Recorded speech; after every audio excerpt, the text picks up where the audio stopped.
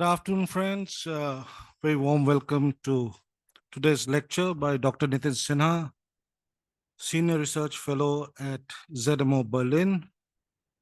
Nitin, as several of us in this room and on Zoom would know, is one of our finest social historians, author of several books. His first book was on communication and colonialism in Eastern India, Bihar 1760s to 1880s, published in 2012. Since then, Nitin has worked on a major project on domestic servants in colonial South Asia, from which two absolutely fine volumes were published, edited by himself and Nitin Verma and Pankaj Jha. Another book called Lesser Lives, Stories of Domestic Servants in India, was co-edited with Prabhat Kumar. And currently, Nitin works on a project also funded by ERC, I think, on the history of time. So, without further ado, I'll invite Nitin to speak. His topic for today is rule of law, summary justice, and Calcutta police, 1770s to 1800s. And my sense is that in this, he maps the transition from an overarching sense of policing to a rule of law in colonial times. So, Nitin, all yours. Thank you, Deepu, and thank you, CSTS. Let me start by making a general comment. In my understanding, I think that South Asian labor history and South Asian legal history, they both have inadequately paid attention to the history of justicing. This is not only about the notion of authority and justice, but more like tracing the institutional histories of justicing. What are the different institutions which are involved in the practice of justicing? And for instance, we don't have much on how the lower courts worked in the late 18th and early 19th century. We do know that there was court of request established in 1753, to which a majority of the working class people, servants, laskars, and in the towns of Madras, Calcutta, and Bombay, they went to that court to ask for their wage arrears. But we absolutely have no sense of how that access to justice worked. Similarly, we don't have much information for this period on the late 18th and early 19th century. How did police situate itself in the regulation of the relationship between law and society?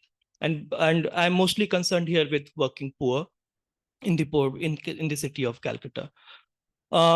I draw inspiration from the writings of Chris Tomlins, who has worked on late 18th century North American law and labor history, where he makes a very pertinent point that law has become a fact of life in the 18th century, by which he means that law started pervading and reorganizing myriad form of social relationships, and he historicizes that.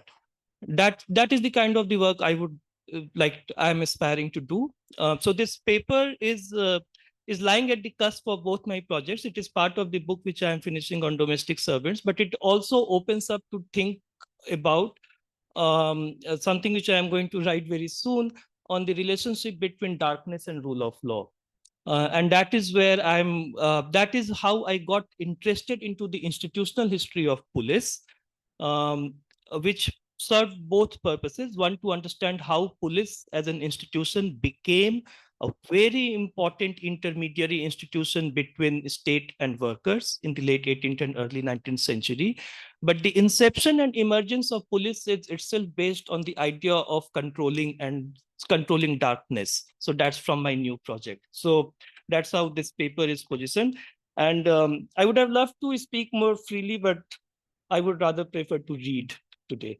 On a Friday late afternoon in the month of Baishakh, 1785, a brawl occurred at a toddy shop in Calcutta.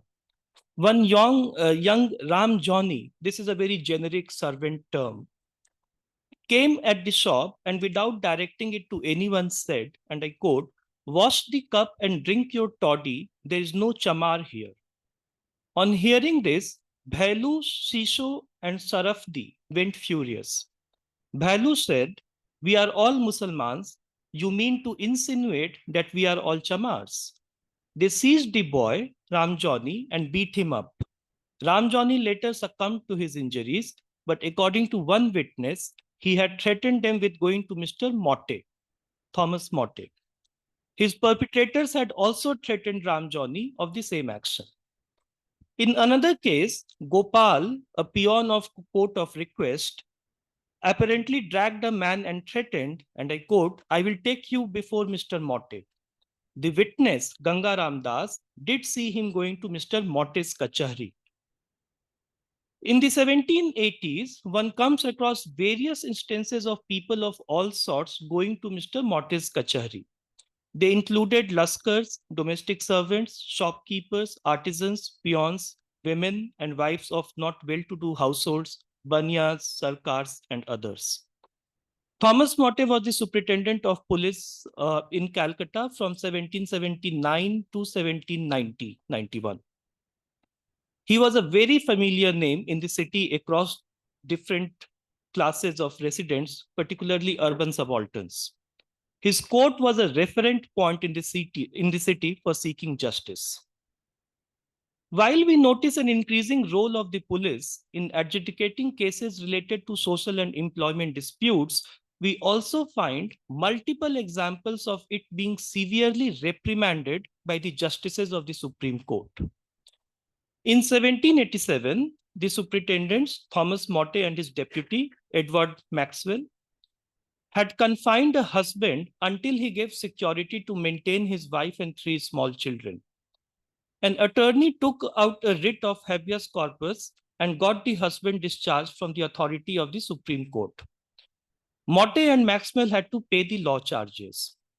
In 1783, Motte and Maxwell were sued by a serang on charges of imprisonment and flogging. The Supreme Court found the superintendents guilty and fined them 2,000 rupees. In September 1785, Motte and Maxwell were once again found guilty of illegal imprisonment and flogging, this time of Kisan Prasad Thakur and Jitu Sarkar. William Jones fined them for rupees 5,000. The 2 other justices, Chambers and Hyde, they fined them for rupees 2,000. Let us consider the judgments pronounced by these justices a little closely. William Jones made a distinction between the police's power to apprehend offenders on the one hand and their power to deliver justice through punishment on the other. If the former is exercised in moderation, he wrote in his judgment, then it may be highly useful. However, on the second point, he called the power of punishment exercised by the superintendent as a deformity in this government. He struck to his criticism in the coming years as well. In 1788, in his address to the grand jury of the Supreme Court in Calcutta, he said, and I quote, "But a superintendent of the police is an officer unknown to our system, borrowed from a foreign system, or at least suggesting an idea of a foreign constitution, and his powers being dark and undefined are those which our law most abhors," unquote. And here is the conundrum which I encountered in the judicial archive of the 1780s, and then for the years before and after that. How do we explain the growing popularity of the police when the leading jurist of his times labeled it as illegal? What does it say about the relationship between the rule of law and the rule of police? Do we consider it as an aberration or an anomaly? Or can we go a little deeper into understanding the notion of summary justice itself as it was practiced by the police, not so surprisingly liked by the people, and greatly promoted by the state? Before we attempt to answer some of these questions, it is nonetheless important to pay attention to the views of other 2 justices in this case.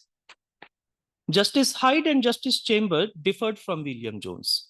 In their views, the damages ought not to be nominal because the superintendents had failed to act moderately but need not be high either. So they recommended rupees 2,000 and not 5,000 as Jones had asked for damages. They agreed upon the faults committed by the superintendents in relation to not giving the accused the bail or enough time to arrange for witnesses, but they recognized the need for some sort of policing with a summary power of punishment. In Hyde's words, and I quote, this is what Hyde wrote in his judgment: if all these offenses were to be tried by English law, all the Englishmen in the settlement would be hardly sufficient for the purpose. Unquote. Chambers was more direct in advocating the need for summary punishment. He said, every man who has been long resident in this country would admit of the expedience, if not the necessity, of corporal punishment for such offenses, and I think the exercise of summary justice is essential to the safety of the British government here. Unquote. The letter written by the superintendents themselves is quite revealing of the then state of the police. They said, the honorable judges were bound to give punishment against us according to the English law.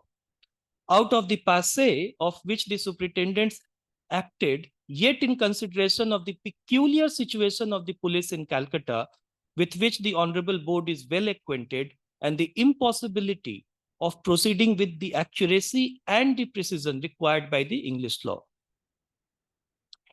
This was the line of defense adopted by the superintendents as well as the company's attorney.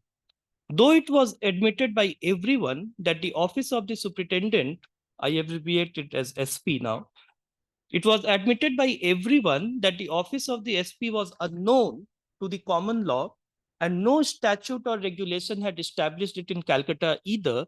It was still argued that the extent and the populousness of this settlement make it impossible for the members of the council or the judges to hear every petty complaint which ought to be heard by someone or other.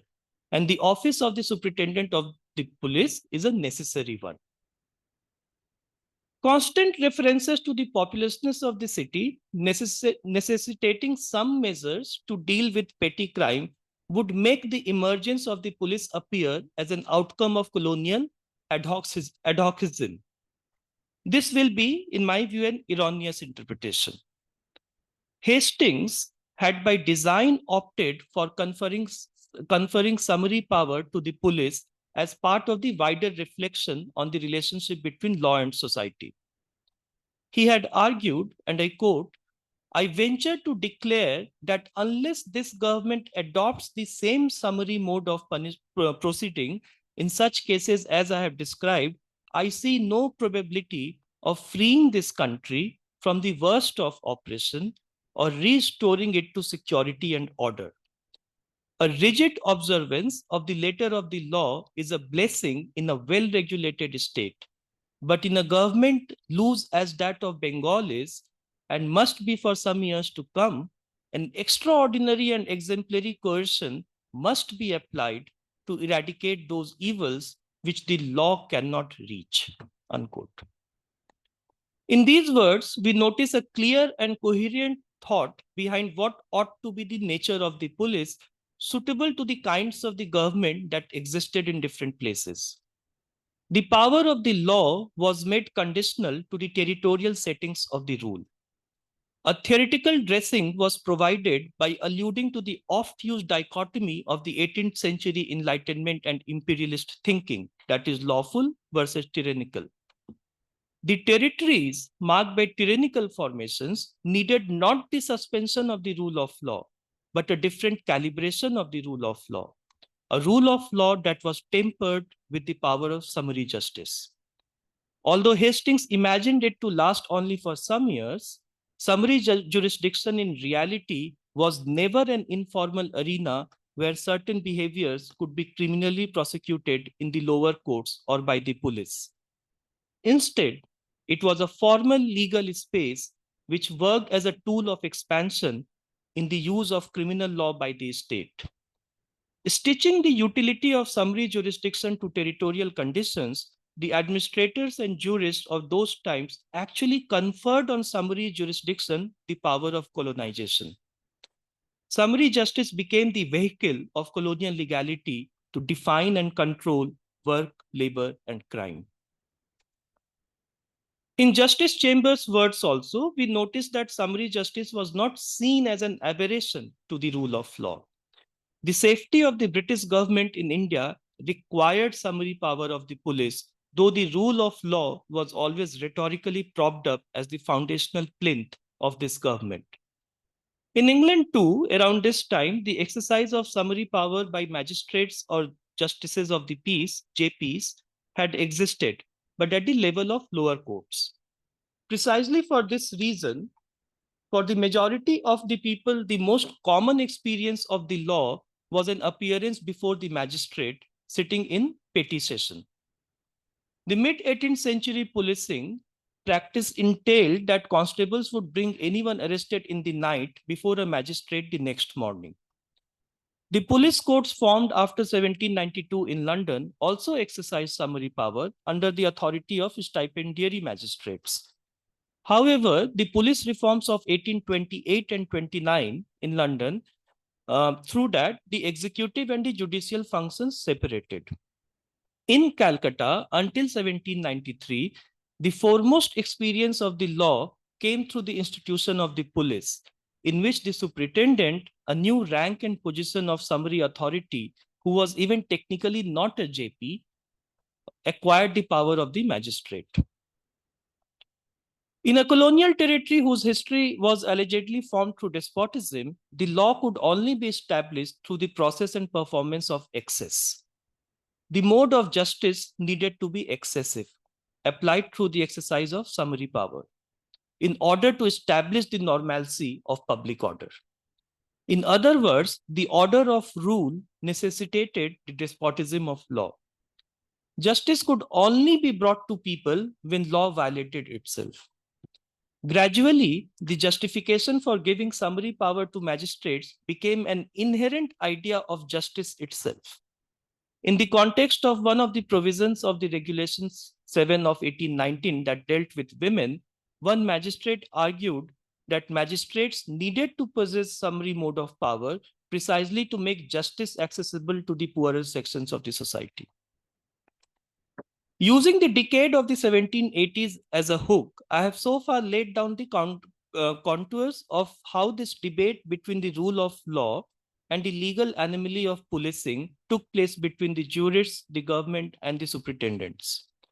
There was a unanimity in accepting that police was an illegal entity, but also a broader acceptance, except with a few, particularly William Jones, that summary justice was also a necessity. I would now like to give a very brief chronological account of the emergence of police in Calcutta and pin this description to the wider debate which took place in the 18th century on the rule of law and the rule of police as two distinct modes of governance.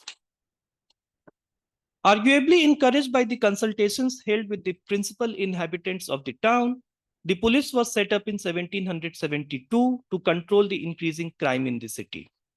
The question of lawfulness was of course raised, and it was observed that the ways of establishing this force would be explored within the precincts of the legal powers of the company.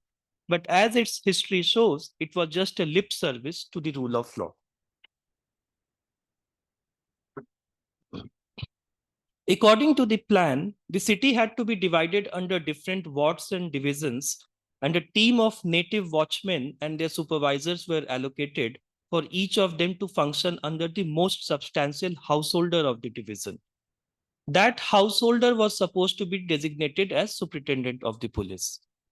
This was distinct from the English system of the 17th century, when eligible households or their substitutes themselves were required to take on the role of constable for a year in their wards on a rotational basis. But it would be misleading to treat the householder-based system of policing plan in Calcutta as an example of informal, private, or even local form of policing akin to what arguably existed in England until the police reforms of the 1820s.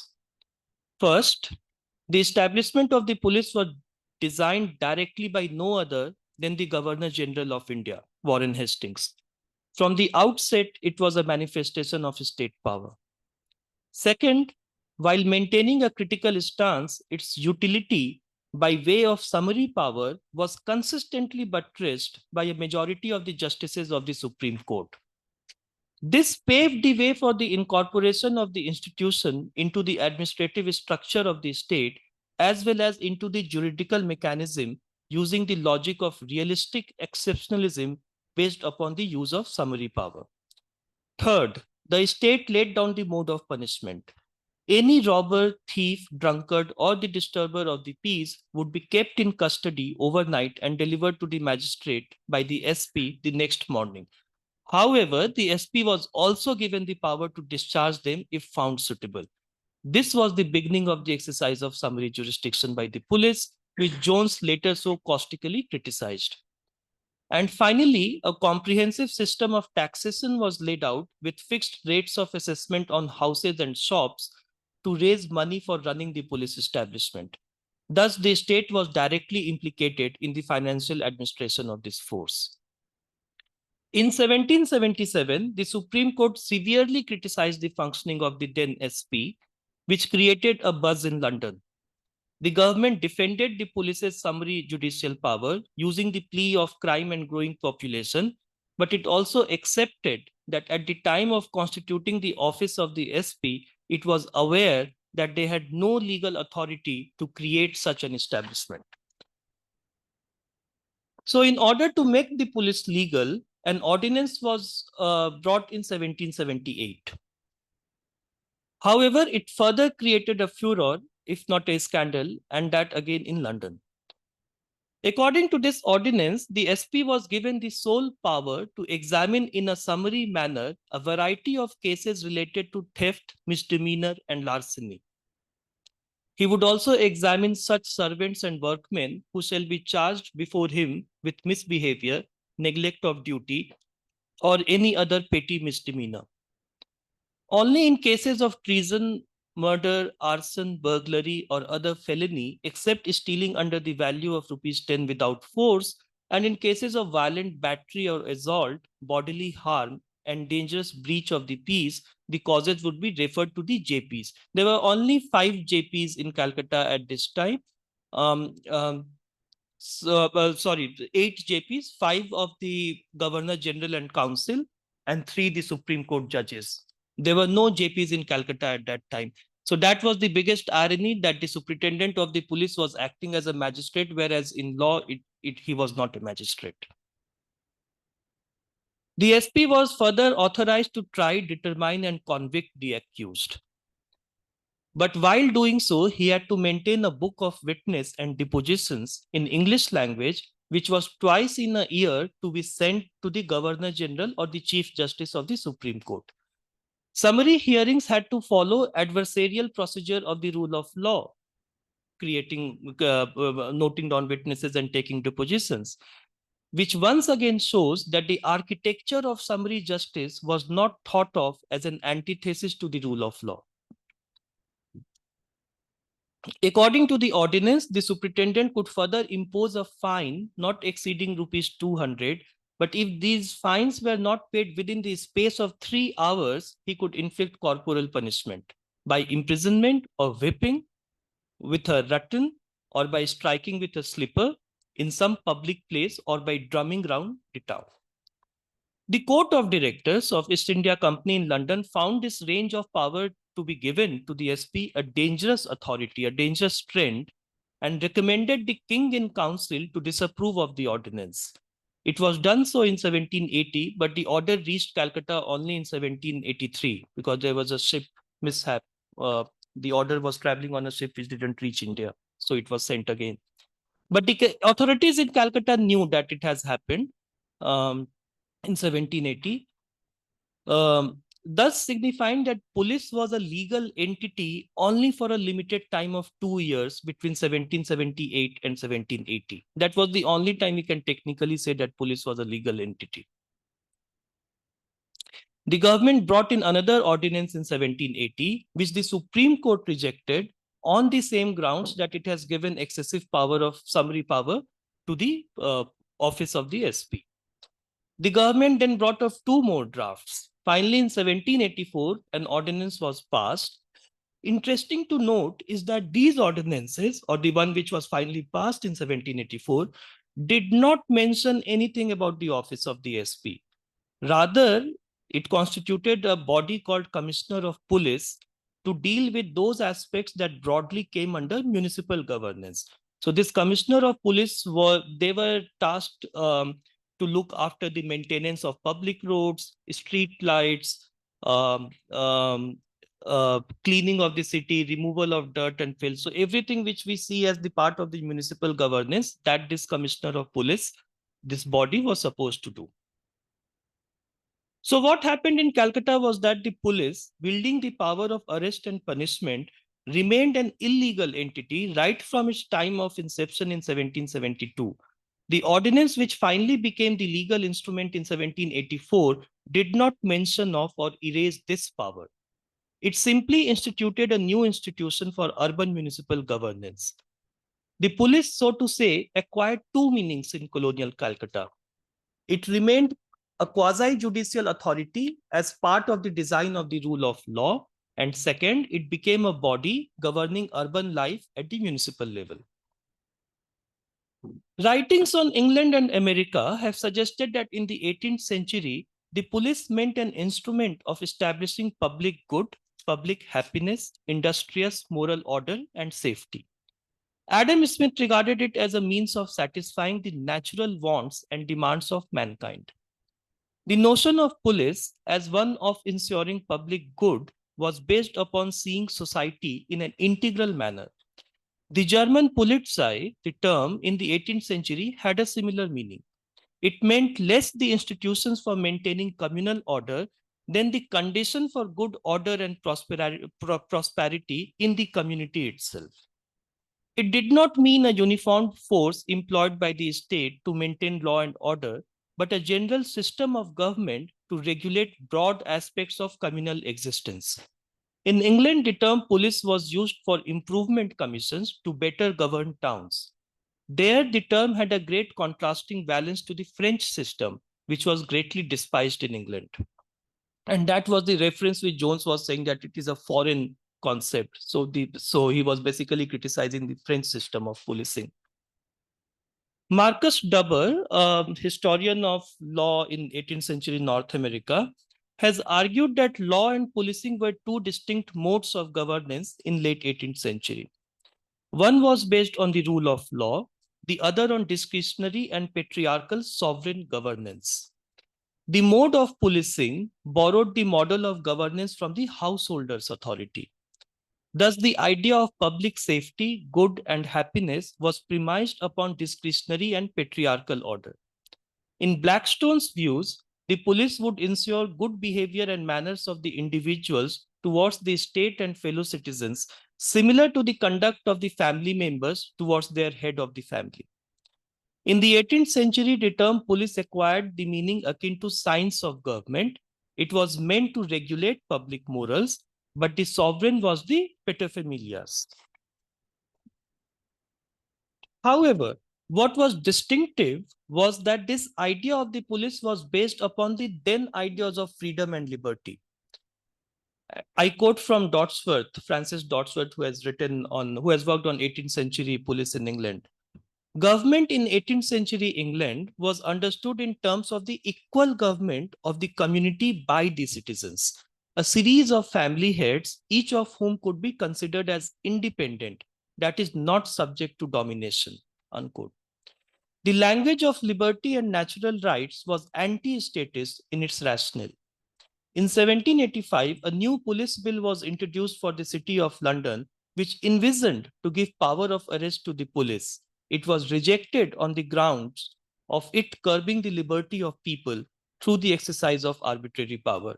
And we can see the contrast that in 1785 in London, when the police was thought to be given the power of arrest, it was rejected. And in India, it was happily happening in spite of people like William Jones constantly reminding that this is an illegal entity. The communitarian meaning of the police stood in opposition to law because ideologically law stood for the aggregate of individuals in which their personal and private rights were secured as long as they did not infringe upon others. The rule of law was based upon recognition of autonomy of every individual. In other words, the objective of the law was not to secure a common good for all, but to guarantee the rights of amalgamated aggregation of individuals. Unlike the rule of police, which was based on securing a common good. Gradually, the language of law subsumed the model of the rule of police. In England, for instance, in the first half of the 19th century, the moderation in criminal law, the rise of the prison as a primary form of punishment, and the creation of a salaried professional police altered the notion of justice. A new definition of police, from broad social regulation to uniform bureaucratic agency of the state law enforcement, emerged by the mid-19th century. Criticism of discretion took the center stage in these debates. The thrust was to change the image of justice served from a paternal to an impersonal judge. There was, of course, the deepening of the police state even in England over the period of the 19th century through the medium of statutes and bylaws, but not through summary power in itself. And there was also a separation of power emerging in the first half of the 19th century. Until the late 18th century, the justices of the peace possessed wide powers to investigate crime as well as to sit in judgment on criminals. But in the 19th century, these two functions were separated. The commissioners of the Metropolitan Police were magistrates but could not act in a judicial capacity, while justices of the peace no longer supervised criminal investigations. The historical process was complicated, but conceptually, law became the primary source of authority for justice. The police were entrusted with prevention and detection of crime, but not with punishment. This is the modern meaning with which we identify the term police. When it came to disciplining the laboring pool in India, and I'm looking at colonial Calcutta in this period, colonial legality was anchored on devising the most efficient mode of punishment than on observing the rule of law. In India, policing emerged as a mode of governance which was technically dubbed illegal, but appeared to be the most efficient institution to do the task of disciplining. It will be tempting to see the emergence of the summary punitive power of the police through the gap existing between law on the one hand and the colonial necessity on the other. However, I would like to emphasize that the police did not emerge in the gap between legality and necessity. It was in itself a form of legality, which functioned parallel to other entities of justicing. The ways in which the institution of the police emerged in Calcutta attest to it being a political response of a colonial government to meet the immediate situation of labor and crime. Summary jurisdiction prevented law from becoming strictly processual and instead kept it entrenched within the domain of the social and the political. Expedience was the defining factor of this mode of governance rather than the rule-based idea of justice. Efficiency triumphed over concerns for rights, but efficiency meant, first, the quick disposal of the causes to make justice appear swift. Second, installing a method which would bolster up the image of the rule of law by bringing justice where allegedly law could not pervade. This is what Hastings had said, that we need the summary power of the police because law is not able to pervade or reach to certain quarters. And third, attempting to forge a logic of continuity with the pre-colonial past by drawing upon territorial conditions of governance and people's peculiarities. It envisages that natives would not comprehend the technicalities of the law anyway, and hence the summary form suited well to their palette of justice. Immediacy and swiftness, which are the hallmarks of a summary mode of punishment, made the idea of justice itself popular. The use of summary justice indeed points to a form of legal engagement on the part of the people, but it also shows what people actually sought was the coercive legal power of the police. Its popularity amongst people, especially subalterns, does not necessarily mean a change in social status through legal empowerment.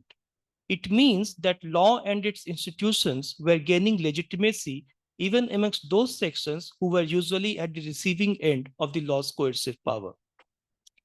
However, in contrast to Dubber, who sees the householder patriarchal punishment model akin to the relation between a father and a minor son, based upon admonitions and corrections as the key figure of punishment as police, the policing in Calcutta was not of that nature. Master-servant relation did have this feature, but the police-servant relationship was alienating and strategic. In Calcutta, the police were less of a moral figure than a disciplining one. It was an institution of punishment based upon discrete use of bodily forms of violence, such as flogging, than of providing moral correction inflicted with love.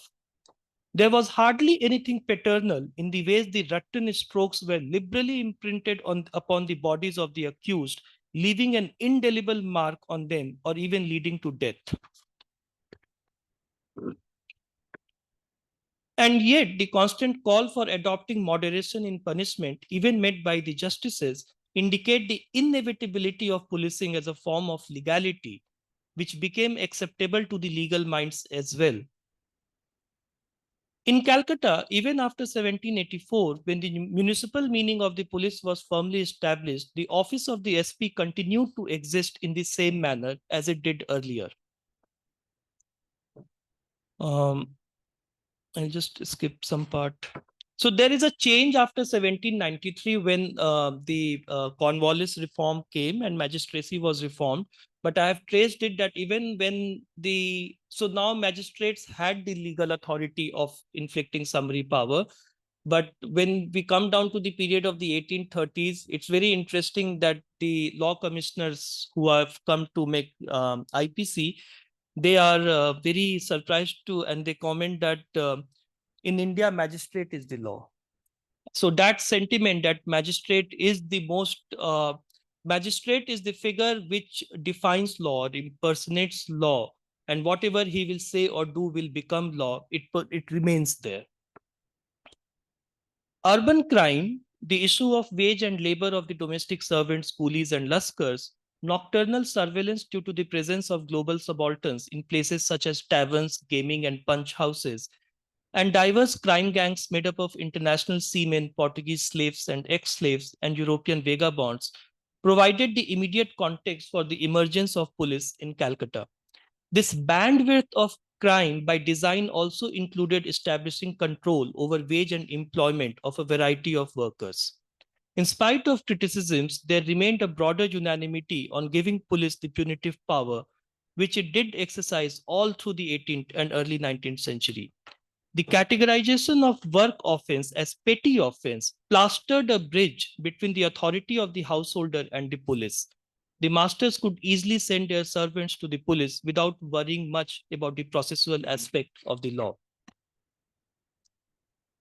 In Calcutta, the police, its superintendent, his kachari, as a punitive organization of the state emerged first. The commissioners of police, in the sense of supervising urban governance, came later. The office of the SP became popular among the wide sections of the population. The individuals occupying that office could be disliked at times. Therefore, too much emphasis on distinctiveness of policing as a mode of governance in distinction to that of the law, as argued by Dubber and Tomlins, would be misleading. Servants and other Indians did approach the courts and the police for justice. They approached the courts also against the injustice of the police. The judges did fine the superintendents, but they also accepted its utility. The government did attempt to reform the police, but also stood behind it for its use of summary power. The exercise of judicial power by the police was seen as illegal in the eyes of the rule of law. The exercise of the same power was presented by the government as helping establish the rule of law. The excess in law was therefore seen as an essential step for establishing the justness and efficacy of the law. This nature of colonial legality was not only present in cases of emergency or martial law, as argued by Nasir Hussain, but my argument is that this was the feature of the most mundane form of criminal jurisprudence that dealt with workers and subalterns at the everyday basis. So these were not the points of exceptionalism in the law's course of history or law's interaction with society. I'm just towards the end, just one more paragraph. Early colonialism in India continues to be described as a period in which the legal reach or will of the colonizing power is said to have been limited, indirect, and at times negligible, and which gave rise to a plural setup in the governance of law and justice. The early colonial subalterns engaged with the law, and the law's engagement with them questions this framework. Looking closely at the encounter between colonialism and laboring groups, especially in urban port and presidency cities, requires us to change the view which suggests that the innovative aspects of European legal intervention were extremely minimal, and that the main thrust of European law was to self-govern rather than to govern the indigenous population. Apart from the home and the state, servants, and this is something which is part of the chapter, so it is specific about servants. Apart from the home and state, servants were also squeezed in another set of conflictual entity.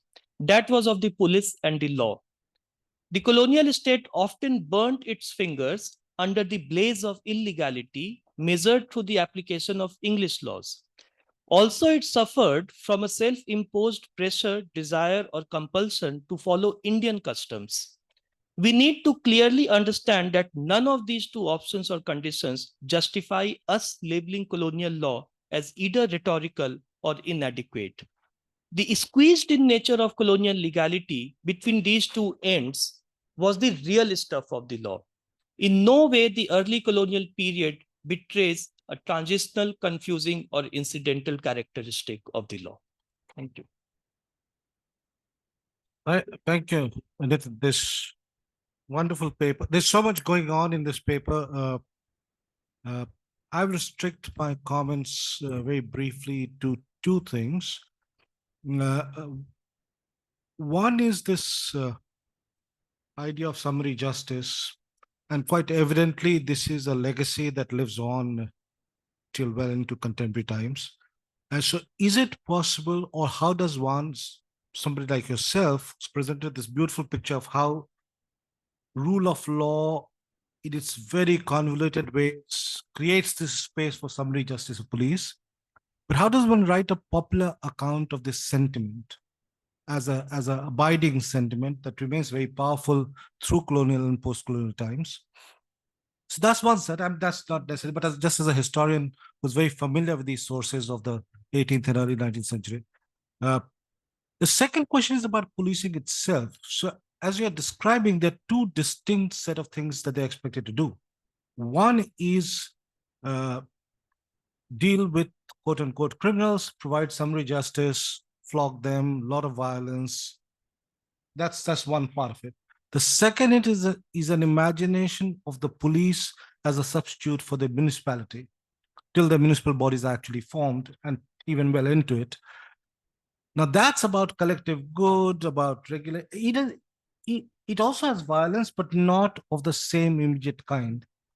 And how does police function between these two different expectations of this absolute master who can do anything that they want on the spot, and as a more broader collective entity for collective good of the city, especially? So if you want to take them on right now, we could do that, or we can just go around the table, but you'll have to go on to the Zoom to see if there are members of the audience who might want to ask questions.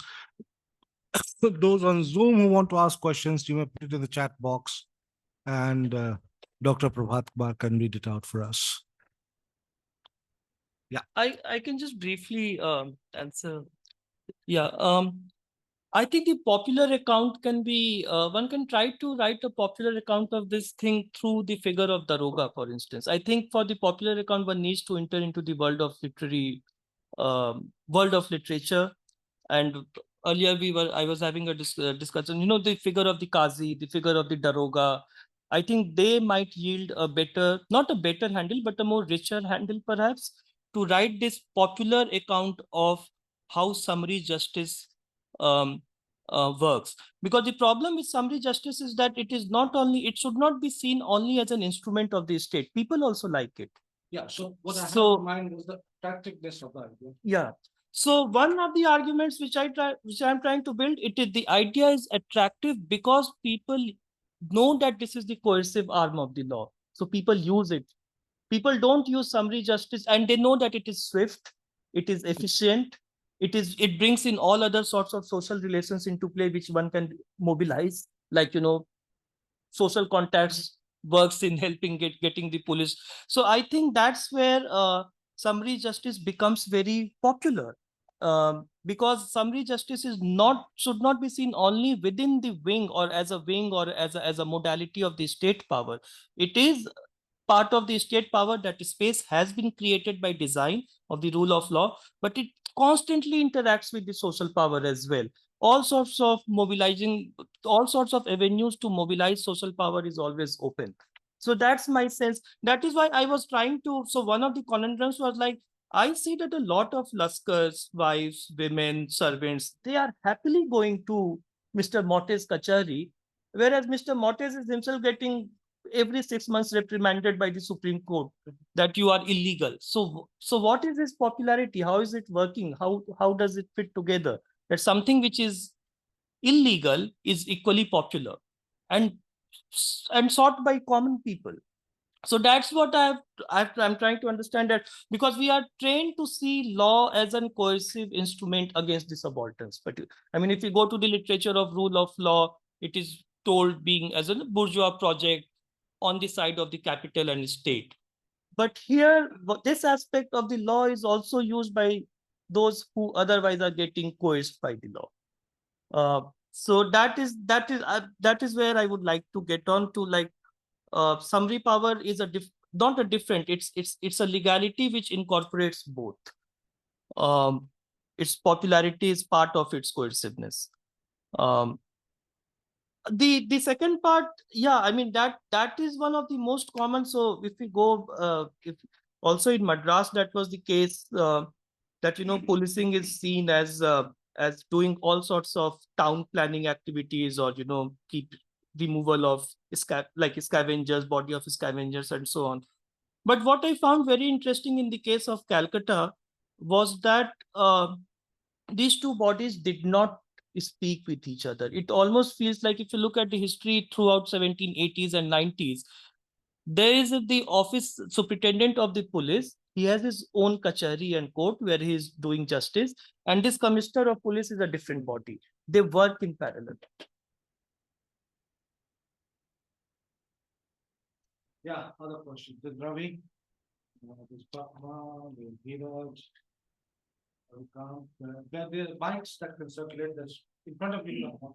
There's one that's passing. As I said, those who are on Zoom and would like to ask questions, you can just put it in the Q&A box. Thank There's you. one remark Thank there. you for this. So I had some comments and some questions. One is this relationship to, one is there's a kind of normative scaffolding of what justice is and what is justice seen to do, right? And where the police fits in as an extension of colonial government. So if we just take that aside, that is where, how does it work? So one of the things about summary justice is it's uniquely performative. It has to be seen to be doing something. So the first question is, as far as I understand in the history of the metropole, there's the Peterloo massacre, and then there are these police reforms which separate the military use of violence against the crowd, and the shift to a civilian police force, right? That's the history of the UK, and the parish police, which does this mix of civil and policing roles, is an older history, right? And I suspect even in the Mughal. Now here, what is the threshold of violence? If it is summary, does it mean there are no performative thresholds of violence? That's one. Second is the relationship to violence and the spectacle in terms of justice, because public hanging is common in 19th century Europe, and it happened here too. Public flogging, public hanging. How does it fit with this notion of summary versus the normal processual? So, because I think violence is crucial in the idea of summary, because in the current history, you have to be seen to perform a spectacle of violence, which is seen as bringing justice. Let's take 2-3 questions.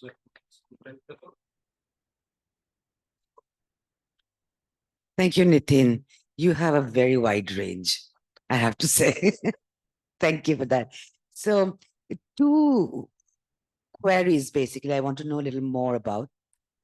One is that I am thinking of what's name? Haruki Nagaki's work on policing in Bombay in late 18th century, where his argument basically is that there is a similar kind of tension that you are describing in Calcutta between the East India Company's court, the government's court, and the King's Court. And in the urban area, number of people ranging from petty businessmen to native princes basically play the company court and the King's Court against each other, basically shopping for justice and, choose where summary justice works and where procedural justice appears better.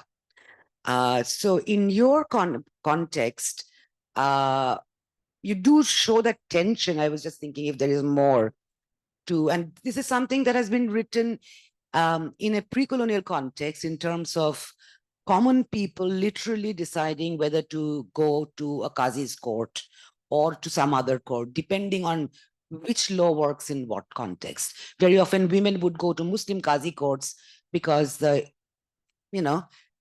law helped property holdings more than the more traditional Hindu.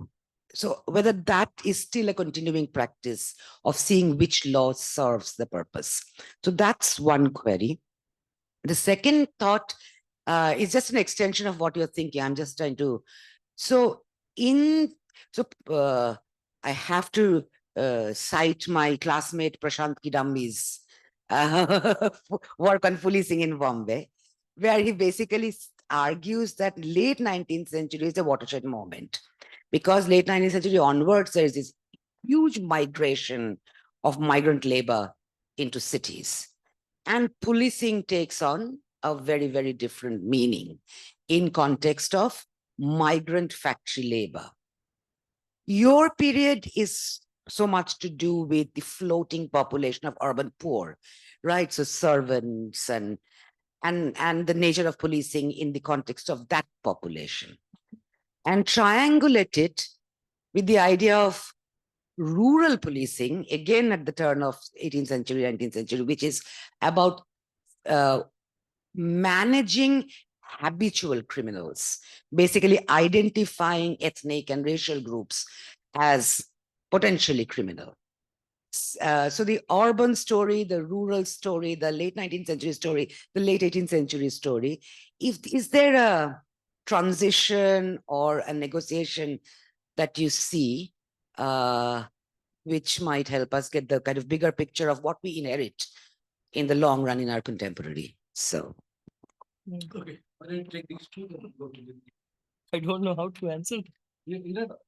No, I can eliminate. Yeah. Performative aspect of the violence is extremely crucial. There are cases right from 1750s and 60s, even before this. So there was one, that's where I started with the remark that the lower court or lower institutions' work has not been done adequately. So there was something called Court of Zamindari in Calcutta, established in 1700. That was the court which dealt with all civil and criminal matters pertaining to Indians. Holwell was was running that court in 1756-57. Then William Bolts was also part of this. So this notion that the Indian issues were dealt in Jat and caste kachari courts is not completely right if we look at Calcutta. But that history has not been done. I have been able to find only one volume of that Jamindari Court from 1766.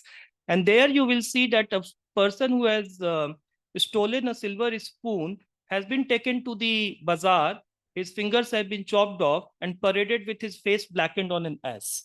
So the public performative aspect of violence is extremely crucial in all, like particularly in cases of Laskars, but that has an international history because of the Sikh rebellion was seen as very detrimental. But in Calcutta, there were a lot of cases from 1770s and 80s where one Laskar would be whipped 200 times in 4 different places of the town to work it as a deterrence. Um, so, so this idea of summary justice is definitely tied to the performative aspect of violence. It has to appear as being justice has been delivered. It has to be swift. It has to be efficient. So these are the two hallmarks of summary justice, as people have argued: swiftness and expedience and swiftness. That probably explains why it is uh, so popular also among subalterns. Um, because it is a swift mode of delivery of justice. So that's my broadly the other on legal shopping. So the history in Calcutta is slightly different than Bombay.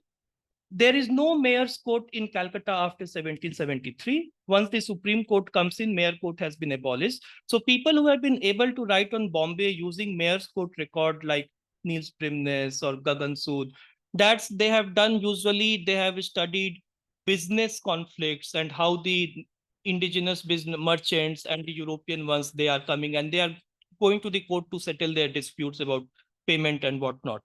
What happens in Calcutta, we have then Supreme Court, and then we have a range of lower courts: Zamindari Court, a Court of Request, Oyer and Terminal and Gaul Court.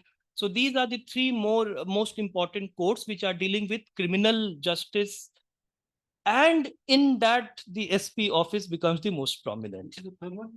The Oyer and Terminal Court that was established in 1720s. So these were the crown courts.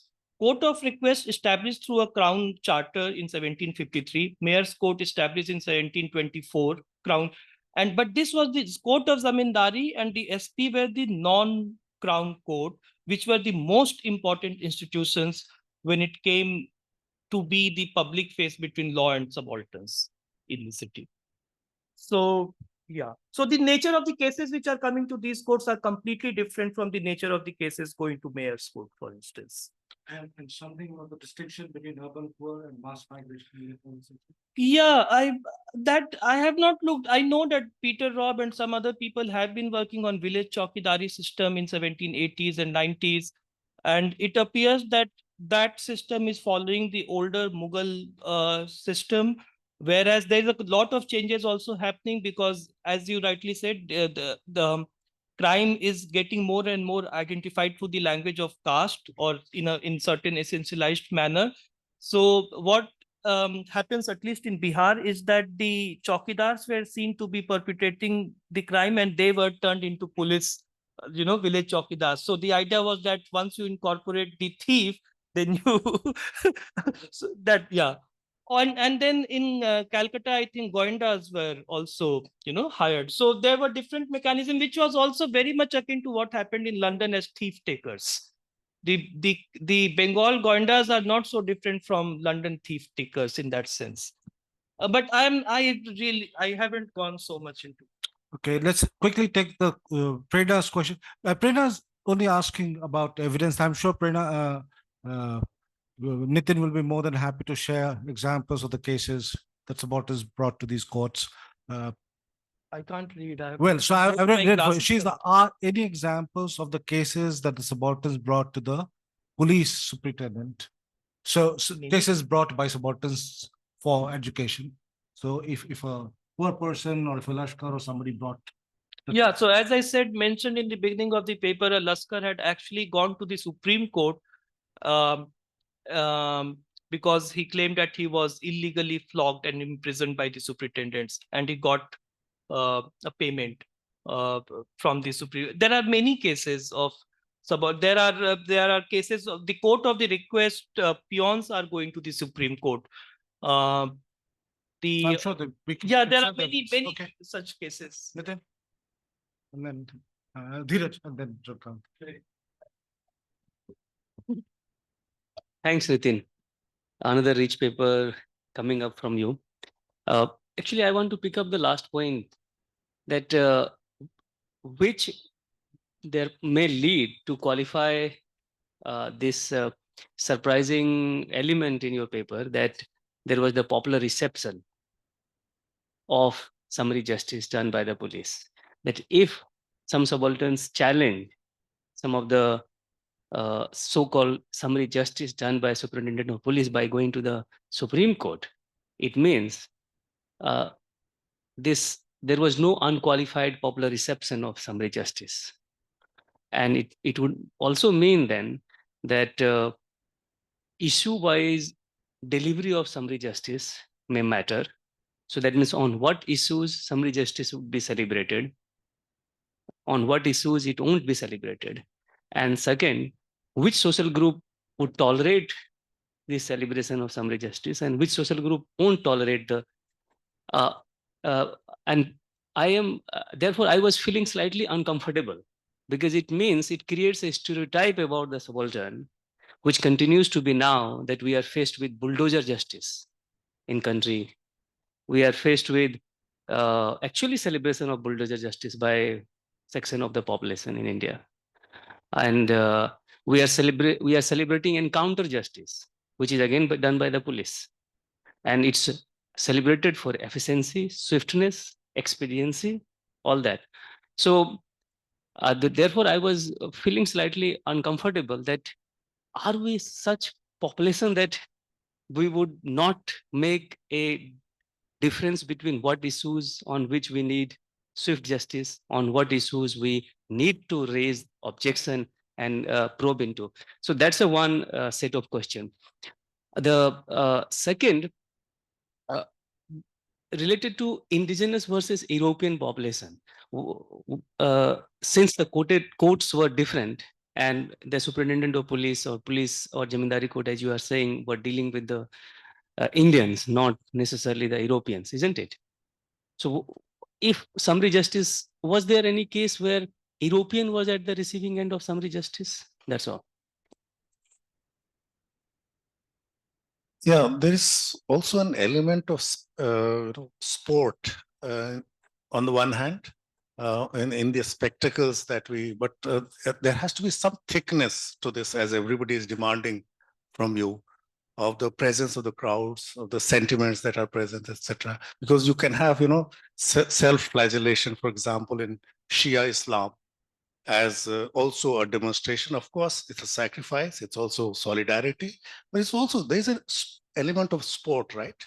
Bloody sporting, watching it also, that there's a long, and of course, stone pelting is something that is a long tradition, that has had a long tradition.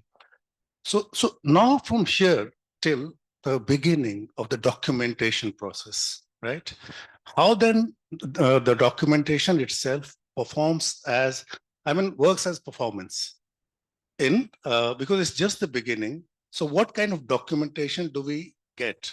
What do we get the witnesses' accounts in some detail, or is it already skewed like all FIRs in a way? So that's something I want to understand, because it then speaks to the bulldozer justice. Here, you are not being punished for the crime that you just did, but a crime that you might have done earlier. So I have a record of that. So I can, run the bulldozer, because this is an illegal part of the house that you have constructed, for example.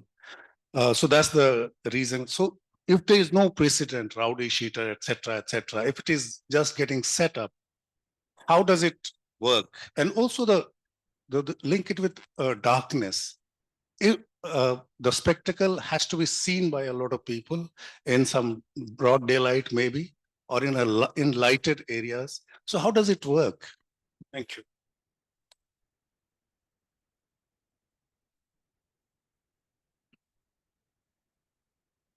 I in no way tried to give a picture willfully that this account is about celebration of summary justice on the part of subalterns.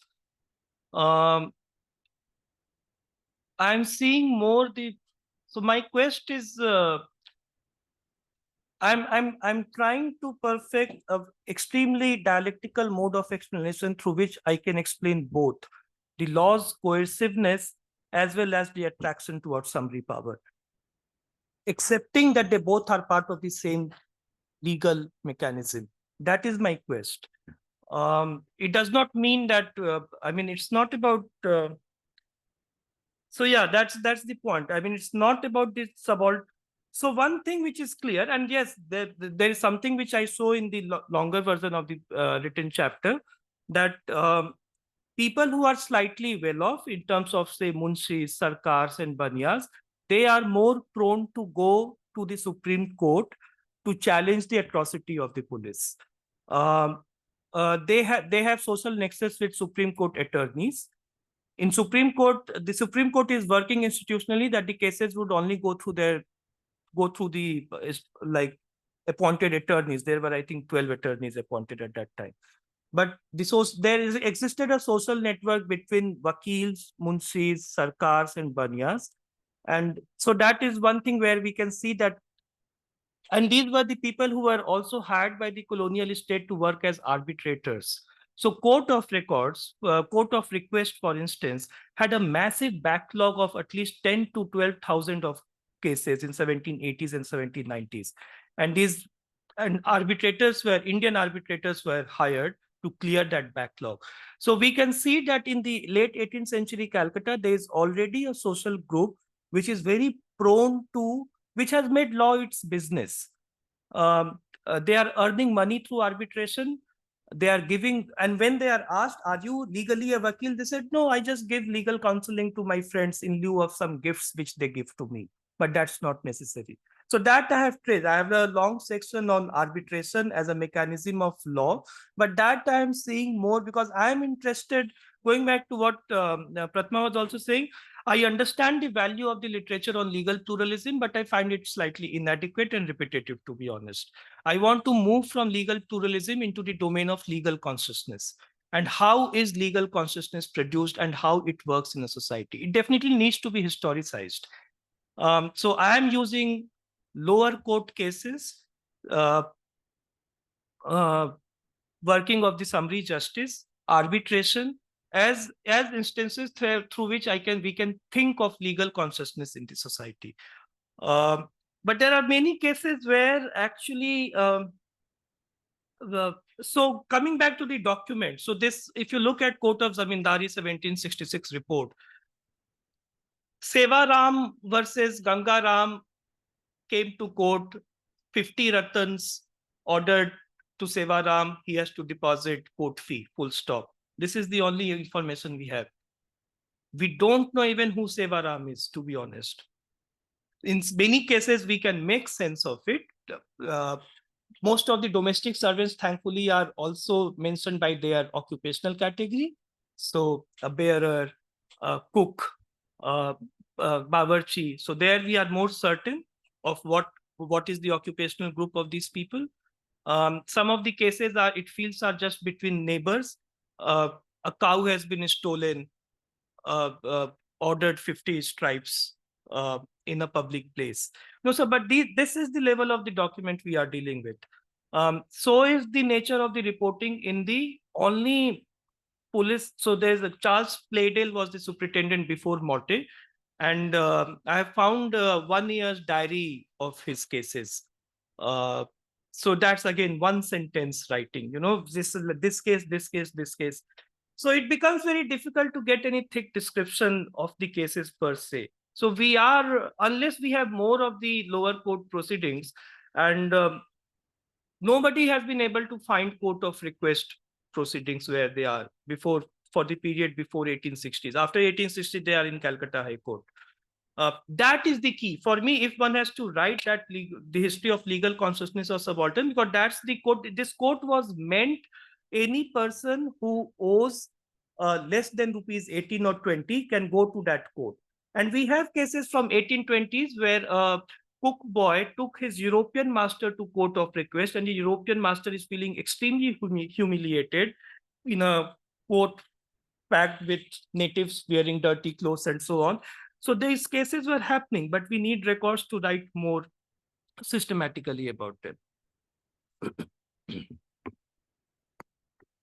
Nitin, would you also, I mean, you make this linkage, and it's there in your evidence also. The patriarch right, as the legal entity. So there is a larger kind of acceptance of that. Summary justice starts in the family, is there very much in the society. So there has to be, this must inform the construction of legal consciousness of the person who's reporting now, right? No? This much I can say, that if there's any historian who will find some hidden late 18th century records, he's sitting right here. I'm sure if these records exist, he will find them. Is the other book questions online? Rohan? I see some. Yeah. Can you also? Okay, let me see if I can read. No. Okay. Hello, Nitin. Thanks for the riveting paper. Your paper made me wonder about the modalities of policing. How far do you see it as a combination or innovation of methods of detection policing that was followed in other courts in India or in England? Traditionally, detection modalities in policing in India is seen to have emerged in late 19th century, but do you see any of these modalities emerging in the late 18th century? What was so decisive about the evidence? What constituted as evidence enough to warrant summary power of policing? This is from, I can't read the name from here. Okay, said. Okay, and I think is our friend Ritam. Yes, I think. Yeah, thanks for your great talk, Nitin. We are aware of a set of strikes, collective action from the second half of the 18th century till early 1810s, at least in Calcutta, that do not necessarily engage the process of courtly justicing. Do we by any chance lose sight of this parallel world of politics over and above the subalterns' legalism in focusing too much on the courts, or are they related in some way? So one on politics and policing, the other, yeah. I mean, second question, Ritam, no, we don't lose sight. It's like we all try to do those histories which we find as filling the gap in a certain kind of historiography. I am aware that there were palanquin bearers strike in the 1770s and then again in 1810s. And I'm quite sure that strikes can also be incorporated into the history of law and legality. I haven't done it so far, but I don't think that it stands in opposition to each other. Detection is very interesting because I think the way the police was detecting crime in late 18th century Calcutta was through spatial markers. So taverns, gaming houses, uh, um, these were the two main important, punch houses, gaming houses, taverns. These were the important sites which were regulated heavily. Then there were certain commodities which signified the enhanced notion of crime, arrests, liquor, uh, also for Europeans. So one of the rules which was passed in 1773 in Calcutta was that no international seamen should be found gallivanting on the streets after 10 p.m. because international seamen were seen as the real problem. Now these will need domestic servants and pawnbrokers and others in other places. So that is where, like, the more I'm seeing the records on policing, the more I'm able to see that how the colonial state is so worried about nocturnal surveillance. And these nocturnal surveillance this mechanism is developing around certain social groups, um, slaves and ex-slaves, Portuguese women running brothels, French fugitives from Chandranagar, Indian domestic servants, international seamen. So these are the social groups. I'm calling them global subalterns because they operate in gang. Then the places, so detection is working. Whatever the preventive, the idea is, it is like, let's curtail these places, let's curtail the flow of commodities like arrests and so on.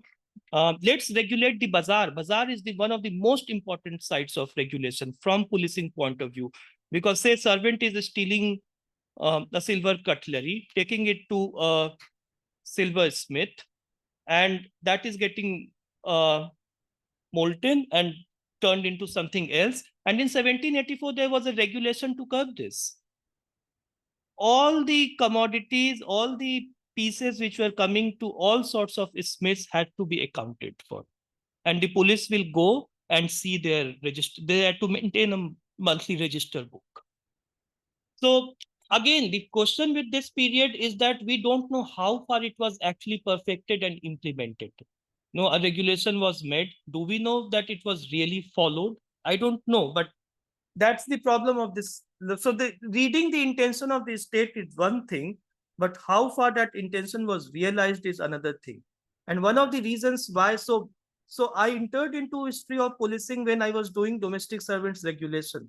Now I know very well that there were regulations made in 59, 60, 66, 74, 1780s, 1819. But between these regulations, how is regulation actually being operationalized? What are the entities which are actually working to make it happen? And that's how I just entered into this domain of policing.